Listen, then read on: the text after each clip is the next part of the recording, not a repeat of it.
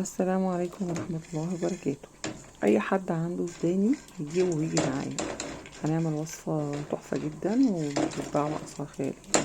حمصنا السوداني كده زي ما انتم شايفينه وقلبته بايدي، طبعا ما بيقدرش يعمل كده غير الامهات. طحنته في المطحنة لغاية ما عمل معايا زبدة فول سوداني. حطيت عليه لون اخضر بديل زبدة الفستق. هو لون اخضر قوي مني بس هو بديل زبدة الفستق.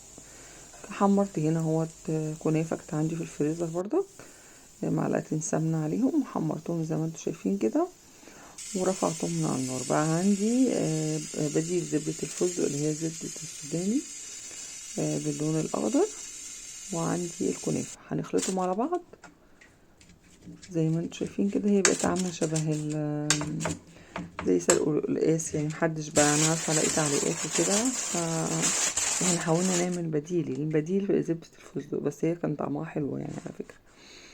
هو بس هو اللون اخضر معايا شوية. انا جبت هنا عيش سوري.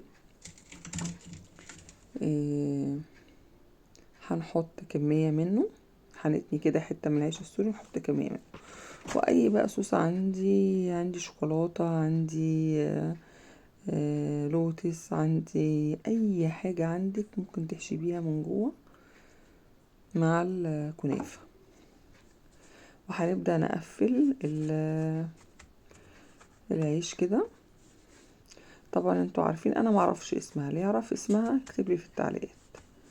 انا شفتها وحبيت ان انا اجربها، بس هي باسعار خياليه، فحاولت ان اعمله بالحاجات الموجوده عندنا في البيت ونشوف الدنيا عامله ازاي. انا هنا عملت 4 قطع على قد افراد الاسره. هنبدا نعمل ايه بعد ما قفلناهم بقى؟ طبعا قفلتهم كلهم بنفس الطريقه بتاعت اول كريب بيت. هنبدأ نجيب الجريل كده ونعمله بالزبدة، طبعا بايدي برضك، طبعا ما بقدرش يعمل كده غير الامهات. هنبدأ اللي احنا ننزل اول رغيف.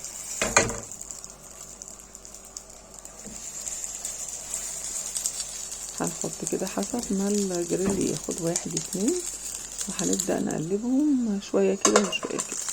وطبعا مع كل مرة بحاول ان انا اجدد طبقة الزبدة.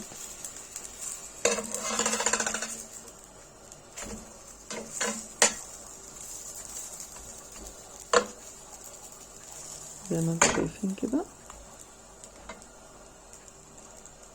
طبعا انا معرفش اسم الشيء ده ايه غير اللي هو سندوتش شاورما بالكنافة وزبدة الفستق الكدابة. هنحط من فوقيها كده شوكولاتة او اي حاجة عندك، لوتس عندك، اي حاجة صوص من فوق كده تحطيه زي ما انت حابة. هنبدأ كده طبعا وهي سخنة، طبعا الشوكولاتة بتسيح زي ما انتم شايفين كده بتسيح. ده برضه كان عاملاه في البيت. هنبدأ نقطع كده، هو عامل زي بس طعمه انا مش عايزه اقول لكم، سيبكم بقى من اللون الاخضر الغامق ده اللي بيفكرني بسلق القلقاس. بس طعمه خرافه. جربوه ان شاء الله هيعجبكم. والسلام عليكم ورحمه الله.